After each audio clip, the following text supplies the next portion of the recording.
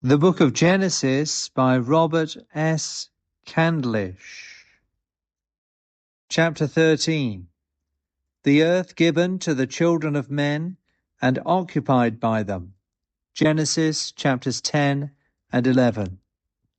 Quote, The heaven, even the heavens, are the Lord's, but the earth hath he given to the children of men. End quote. Psalm 115, verse 16. These chapters might be expected to throw a flood of light on the geography and chronology of the early history of the world. The 10th is very full and precise in its account of the colonies and settlements into which the first families of Noah's race spread themselves, while the 11th is no less exact in marking the periods of the successive generations between Noah and Abraham. Nothing, however, can be more perplexing and embarrassing than the study of these chapters, with a view to these very particulars. Innumerable questions arise respecting the nations and countries described in the one chapter, and the dates indicated in the other, and innumerable opinions are held on the subjects to which these questions relate, supported by various arguments, upon whose comparative strength we have scarcely the means of deciding. In regard, indeed, to the geography, something like a general outline may be given, with something like a general consent of interpreters, although the filling in of the details is often little better than matter of conjecture, founded on remote and doubtful analogies of words and names. But the chronology is a more serious stumbling block to the historical inquirer, who would digest these brief hints of the inspired narrative into full and formal annals. Not only are there occasional differences among our manuscripts and versions in minor and subordinate points of detail, such as slight variations of a few years in some of the incidental dates, in which perfect accuracy might not be material. We have distinct and unequivocal traces in the old copies and translations of this book of two different modes of computation, varying from one another by whole centuries. And what is worse, the variations seem to be the result not of accident, but of design, on one side or on the other. For there are, in fact, two systems, and the difference between them is itself very systematic. To give an idea of this, the dates, both before and after the flood, are determined by the age of each patriarch at the birth of his first son. Thus, before the flood, we have the succession of the patriarchs noted in the 5th chapter, and we may easily see how a very slight alteration in the reckoning of their years may affect a considerable variation in the entire antediluvian chronology. For instance, Adam, it is said, verse 3, was 130 years old when he begat Seth, and he lived, after he had begotten Seth, 800 years. Add 100 years to Adam's life before the birth of Seth, and take away 100 from his life after that event, you make him 230 when Seth was born, and you allow him only 700 years for the remainder of his life. This leaves his whole life precisely the same, 930 years. But it lengthens the chronology, adding 100 years to the time between the creation and the birth of Seth.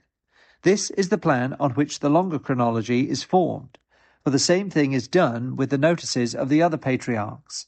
Thus Seth, verse 6, instead of 105, is made 205 at the birth of Enos, and instead of 807, lives only 707 years after.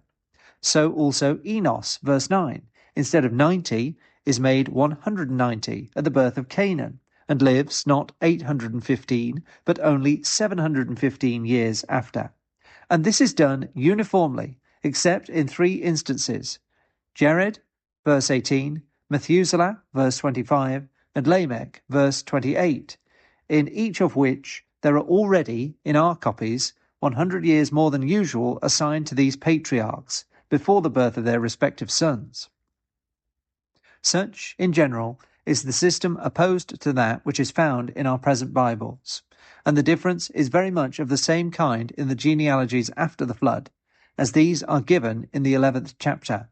Arphaxad, verse 12, being made 135, not 35 years old, at the birth of his son, and so on throughout the list, down to the birth of Abram, Terah, and Nahor, verse 26. It is clear that there is an intentional and methodical difference between these two schemes, but which is the original and true one, it is by no means easy to say.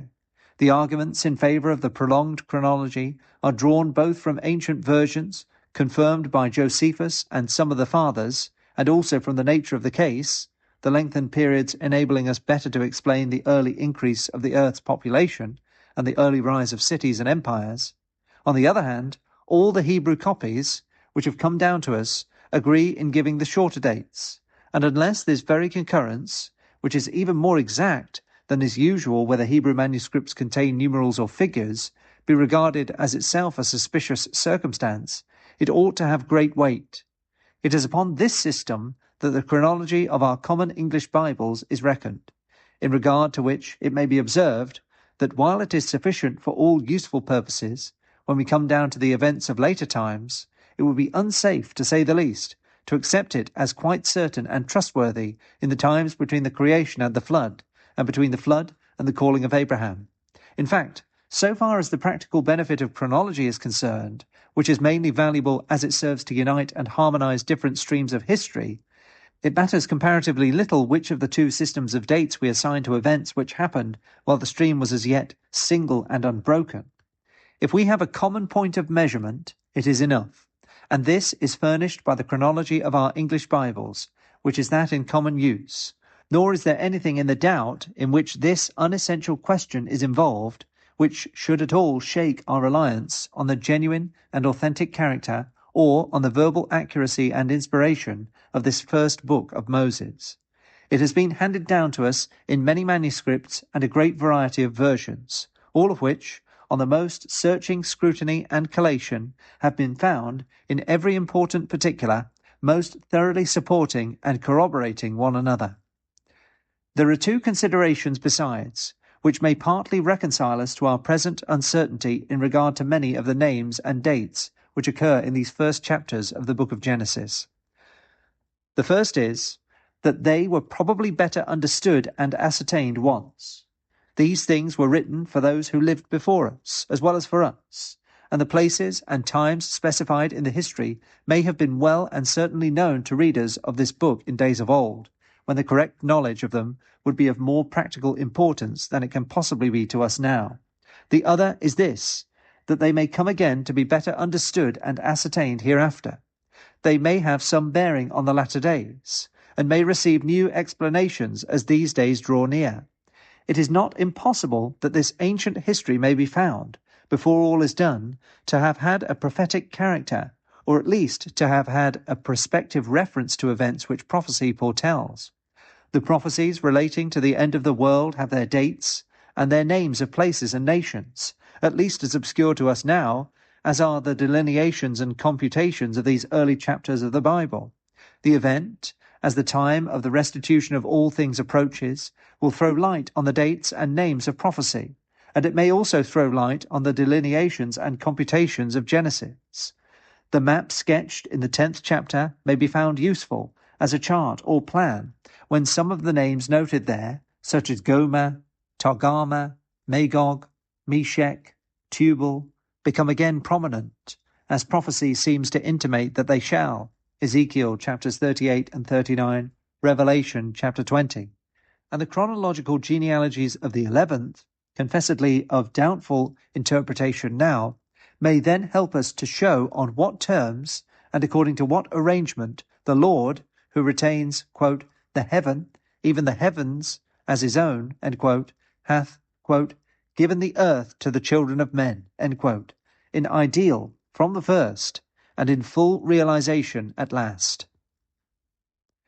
Thus, as a general principle, it may be observed that if there are some few things in the Bible which do not appear to be very intelligible or very applicable to us now, they may have served a more useful purpose in time past, and may do so again in time to come. Meanwhile, let us look at the early division of the earth and the dispersion of mankind as to its manner and its results. 1. In regard to the progress of events connected with the occupation of the earth, we may mark 4 successive steps. 1. The exploits of Nimrod, Genesis chapter 10, verse 8. 2. The division of the earth in the days of Peleg, Genesis chapter 10, verse 25. 3. The confusion of tongues at Babel, Genesis chapter 11, verses 1 to 7. And 4. The consequent dispersion of the tribes and families of mankind, Genesis chapter 11, verses 8 and 9. 1. Nimrod, who, quote, began to be a mighty one upon the earth, end quote, Genesis chapter 10, verse 8, is the third from Noah, being the grandson of Ham and the son of Cush. Peleg, who was so called because, quote, in his days the earth was divided, end quote, verse 25, is the fifth from Noah. It is probable, therefore, that the transaction, whatever it was, from which Peleg received his name, did not take place until Nimrod had at least begun his career, although it is quite possible that it may have occurred very nearly at the same time. The earth, however, must have been as yet undivided when Nimrod entered upon his exploits. In that view, we may understand the expressions about Nimrod literally. He was powerful as a hunter of wild beasts, bent on clearing the fields and forests for the more enlarged habitation of man, a lawful and even laudable undertaking. The increasing numbers of mankind required room and space. They must break through the narrow limits within which they have been confined, and for this purpose the lawless tenants of the adjoining territories must be dispossessed. In the bold undertaking, Nimrod leads the way. 2. At this precise stage, omitting, in the meantime, what is said of Nimrod's kingdom in the 10th verse, I am inclined to bring in the transaction alluded to in the 25th, respecting the division of the earth. When men were about to emerge from what had hitherto been their home, God interfered to direct them. It was not his purpose, either that they should issue forth in disorder, or that they should follow their own devices in their future settlements. He had a plan of his own for the division of the earth among the families of men, and it was probably at this crisis that in some way or other he gave intimation of his plan to the dispersing emigrants for whom Nimrod was opening the way. He did so, as I suppose, by the instrumentality of Eber. Quote, unto Eber were born 2 sons. The name of one was Peleg, for in his days was the earth divided. End quote. Verse 25. This patriarch, Eber, the fourth from Noah, is specially distinguished in the line of descent from Shem, and of ancestry to Abraham, for we find Shem called, quote, the father of all the children of Eber, end quote, verse 21. He may have been, and probably was, contemporary, or nearly so, with Nimrod. Thus, at the very time when the swarm, if we may so speak, is about to hive, and is on the wing, when, led by Nimrod, and inspired by him with a new spirit of enterprise, men are bursting the bounds of their former habitation, Eber receives a commission from God to divide the earth among them, to announce to the several tribes and families their appointed homes, and to lay down, as on a map, their different routes and destinations. This charge he executes, and in memory of so remarkable a transaction, he gives the name of Peleg, signifying, quote, division, end quote, to his son, born about the time when it took place. In some such way the earth is allocated, by the command of God, as by a solemn act or deed, to which reference is more than once made in other parts of Scripture. It is of this transaction that Moses speaks in his memorable song when, expressly appealing to, quote, the days of old, end quote, he describes, quote, the Most High as dividing to the nations their inheritance, separating the sons of Adam, and setting the bounds of the people, end quote, with an eye, especially, quote, to the number of the children of Israel, end quote.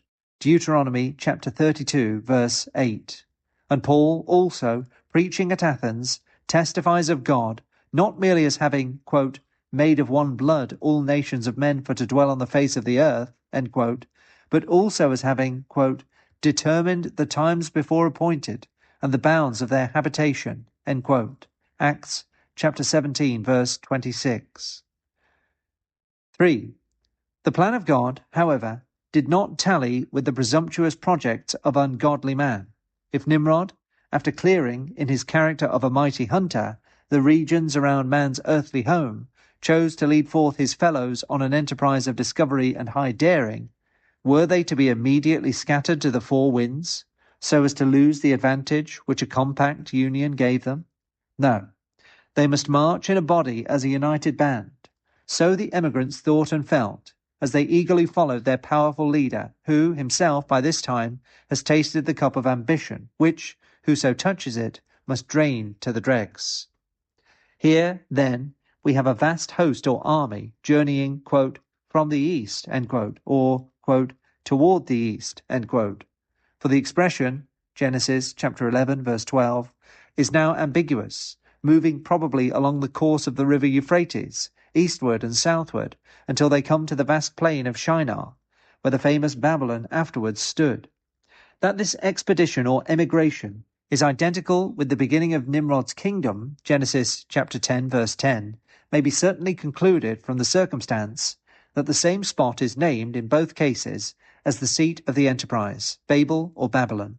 Hence it is to be presumed that they are aware of the purpose of God respecting the division of the earth, but they cannot acquiesce in it, for it comes across their path at the very time when they are flushed with the expectation of achieving great things.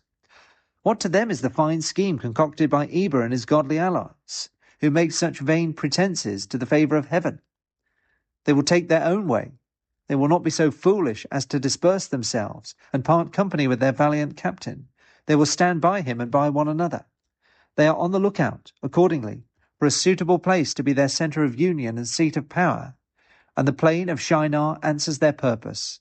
It is of vast extent, and has most excellent materials for building, bricks as durable as stone, and slime or bitumen, which, on exposure, becomes harder and more tenacious than any mortar. Here, then, is the very spot. Here they will build a city and a tower, quote, whose top is to reach to heaven. Let us make us a name, lest we be scattered abroad upon the face of the whole earth, end quote. Genesis chapter 11, verses 3 and 4. Such was, quote, the beginning of Nimrod's kingdom, end quote. Such was the building of Babel. It was an act of daring rebellion against the Most High, and in particular against his prerogative of dividing to the nations their inheritance, being avowedly intended for the very purpose of preventing the orderly dispersion which God had manifestly appointed. It was, moreover, an act of apostasy from the primitive worship, and the first open avowal of heathenism or idolatry. The building of the tower, quote, unto heaven, end quote, had undoubtedly a religious meaning. What name they were to make, what gods they intended to worship in connection with the tower, whether the heavenly bodies, or dead saints, or living heroes such as Nimrod himself, or all of the three combined, it may be difficult to say. That their scheme was the consummation of their departure from the living God too plainly appears, both from the spirit in which it was undertaken, and from the object which it was meant to serve. But, quote, the Lord bringeth the counsel of the heathen to naught, and maketh the devices of the people of none effect, end quote. So, in the present instance, it proved. The language used to denote the interference of God in this emergency is very peculiar, and strongly marks the importance of the whole transaction. There is first special notice taken of this enormous wickedness of man, and special inquiry made respecting it. Quote, the Lord came down to see the city and the tower, which the children of men builded, end quote. Genesis chapter 11, verse 5. Then there is, as it were, deliberation in the councils of the Godhead. Quote, the Lord said, behold, the people is one, and they have all one language, and this they begin to do, and now nothing will be restrained from them, which they have imagined to do, end quote. Verse 6. And thereupon a solemn resolution is accorded, quote, go to, let us go down, and there confound their language, that they may not understand one another's speech, end quote. Verse 7. Immediately thereafter comes the swift execution of the decree. Quote, the Lord scattered them abroad from thence upon the face of all the earth, and they left off to build the city. End quote. Verse 8. A physical obstacle is interposed in the way of their design. It is not merely a confounding of their plans, but it is so through a confounding of their tongues. Quote, the Lord did there confound the language of all the earth, and from thence did the Lord scatter them abroad upon the face of all the earth. End quote. Verse 9. 4. Thus the followers of Nimrod and builders of Babel are dispersed, but it is a regular dispersion. The confusion of languages is not what the name of Babel is often improperly used to denote, a miscellaneous tumult and strife of tongues. It is a divine work, accomplished after the divine manner, decently and in order. He who gave man one language at first, now made, out of that one language, several. But he did so systematically and even sparingly, for, as some think that all the varieties of speech now on the earth may be traced up to 3 original languages, it is not improbable that these 3 alone were spoken at Babel, that being the real extent of the confusion of tongues there affected. Certainly that would be enough to defeat their scheme of union, and to scatter them abroad. 3 languages suddenly brought into use instead of one would effectually serve all the purpose intended. At all events, whatever was the number of radical languages introduced at Babel, it is plain that they were so introduced as to cause, not a confused, but an orderly dispersion, and in particular, that they corresponded with the differences of race and of family. For, returning again to the 10th chapter, where the families of the sons of Noah, quote, by whom the nations were divided in the earth after the flood, end quote, are enumerated in detail, we find it expressly stated of the descendants of Japheth, of Ham, and of Shem, successively, that the division took place, quote, according to their families and their tongues, in their lands and in their nations, end quote. Genesis chapter 10, verse 32. The division of languages, therefore, was made subservient to an orderly distribution of the families of each of Noah's sons. They were scattered abroad, but it was in a regular manner, and upon a natural principle of arrangement, with a joint regard to kindred and to language, according to their families and their tongues. 2. The result of the dispersion, if it were to be minutely examined, would require a very elaborate and intricate discussion. Let a single observation suffice. It is one which, if well followed out, may lead to a clearer understanding of the geography of the 10th chapter, at least in its leading and general features, than ordinary readers are apt to gather from the apparently inextricable catalogue of names. Let 2 lines be drawn, the one from the northern, the other from the southern extremity of Palestine, almost due eastward, through Central Asia. Between these 2 lines lies the portion of Shem. Northward of the north line, partly in Asia, partly in Europe, lies the portion of Japheth. Southward of the south line, partly also in Asia and partly in Africa, lies the portion of Ham. Japheth is mentioned first, as being the elder brother. His portion embraces a considerable district or tract of northern Asia, the original seats of the Medes and Persians, together with Asia Minor and the adjacent parts of Europe, called by the Jews, quote, the Isles of the Gentiles, end quote, as they gave that name to all lands to which they were wont to go by sea, verses 2 to 5. Next comes Ham, whose lot is cast to the south of the Mediterranean Sea, both in Asia and in Africa, verses 6 to 20. Shem lies between, and is appointed to occupy the fertile region of which the Holy Land is the crown, verses 21 to 31, an extent of territory nearly corresponding to the grants subsequently made to Abraham. Such generally is the arrangement. But there are 2 remarkable exceptions. The expressions used respecting Nimrod, that, quote, he went forth, end quote, and respecting the families of the Canaanites, that, quote, they were spread abroad, end quote, seem to mark a roving disposition and a transgression of the allotted limits, and both of them occur in the line of Ham, encroaching on the portion of Shem. 1. Nimrod holds on in his ambitious career, quote, out of that land, end quote, namely Babel, in the land of Shinar, quote, he went forth into Assyria and builded Nineveh, end quote. Genesis chapter 10, verse 11, marginal reading. Babel is for a season abandoned, and no wonder, after the dreadful miracle there witnessed. But in the spirit of lawless ambition, other towns are built. This mighty hunter lays the foundation of 2 mighty empires, the Assyrian, whose seat is to be Nineveh, and the Babylonian, whose vast metropolis is afterwards to be erected beside the gigantic and unfinished tower of Babel. Both enterprises are encroachments on the portion of Shem, to whose race has been assigned the plain of Shinar, and indeed the whole of the region watered by the rivers of paradise, the great streams that empty themselves into the Persian Gulf. But his ill-omened ambition has had signal mockery put on it by God.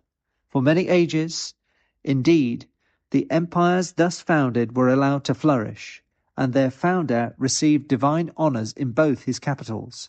But long since then they have been swept from the face of the earth, and of the trophies of Nimrod's greatness, the towers and cities which he built, to overtop the heavens and to outlast the world, scarce a vestige remains, except in the monuments only now brought to light, monuments which may well suggest the possibility of the ultimate realization of the divine plan in favour of the race of Shem.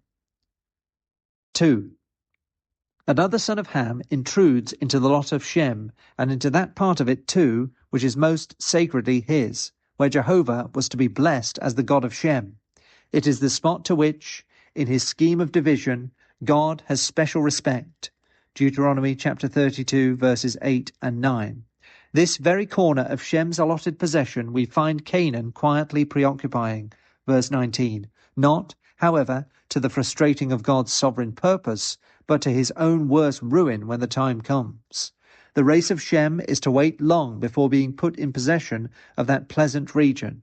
Years of Egyptian exile and bondage must intervene, and when at last the land is handed over to Israel, it teems with powerful hosts of foes, such as, in his own strength, he cannot venture to encounter. Numbers chapters 13 and 14. But the fault in their original title, and their subsequent iniquity which was then full, made the nations of Canaan an easy prey. God himself dispossessed them, that the land, which is his own, rescued from vile pollution and idolatry, might be given to the people whose God is the Lord. This subject is somewhat speculative, but it may admit of reflections for practical improvement. 1. How vain and disastrous is it for men to contend against God! They cannot effectually resist him. They can only destroy themselves, especially if their contention is against any of the plans and arrangements connected with his eternal covenant. How madly do they kick against the pricks! For a season they may usurp what is his, or his people's, but when their iniquity is full, they must be removed out of the way, in answer to the prayer of faith. They shall be cut down, or cursed, as cumberers of the ground. 2. How wise is it to acquiesce in God's allotment of good, and in his manner of bringing his purposes of good to pass. The Lord is the God of Shem, but Shem suffers wrong, and has to exercise long patience before deliverance comes. Still, it is enough that Jehovah is his God. Let him not be careful or anxious. 3. As regards the duty and destiny of nations, the purpose of God is here revealed. On the one hand, schemes of conquest and of concentrated dominion are not of God. He may make them subservient to his own purposes, but he will always, in the end, pour contempt on the proud ambition of man. On the other hand, orderly dispersion and wise colonization are of God, especially in the line of Japheth. From the first, Japheth was so situated as to have the best facilities and strongest inducements to colonize. And accordingly, in the early ages, even before he dwelt in the tents of Shem, he was thus enlarged. Colonies from Asia Minor, Greece, and Rome successively overspread the best portion of the earth, and by colonies as much as by arms, the way was prepared for the coming of Christ and the calling of the Gentiles. Since that time, Japheth, dwelling in the tents of Shem, has still been undergoing enlargement, and what is very remarkable, those branches of Japheth which have most truly dwelt in Shem's tents have been most in the way of that enlargement. It is from free Protestant lands that colonies and missions, carrying Christianity and civilization with them, have chiefly gone forth. Can we fail to see a connection here, intimating the purpose of God and our duty and responsibility? But even if Japheth should prove unfaithful, there is hope for the world still. Quote, "Blessed be Jehovah, the God of Shem," end quote. That is still, after all, the rallying watchword by which faith is quickened and expectation stirred. For, quote, "Salvation is of the Jews," end quote. And it is concerning the seed of Shem that the animating question is put, quote, "If their fall be the riches of the world, and the diminishing of them the riches of the Gentiles, how much more their fullness?" End quote. Romans chapter 11, verse 12. Finally, the division of languages, though an obstacle to schemes of human ambition, will not be suffered to be an obstacle to the triumph of the cause of God. Of this, God himself gave a proof and pledge in the miracle wrought on the day of Pentecost, the counterpart of the miracle at Babel.